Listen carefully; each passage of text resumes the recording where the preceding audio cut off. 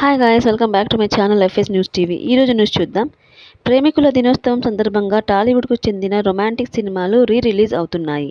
ఇప్పటికే Toli Prema, Oy, Sitaramam, Surya son of Krishnan సినిమాలు release కానున్నట్లు మేకర్స్ ప్రకటించారు. తాజాగా ఈ జాబితాలోకి కల్ట్ బ్లాక్ బస్టర్ బేబీ సినిమా కూడా చేరింది.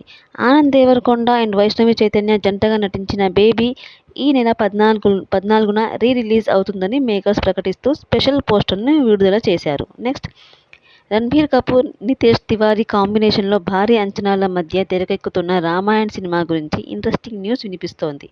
ఇందులో దశరథుడి పాత్రలో అమితాబ్ బచ్చన్ నటించనున్నారట.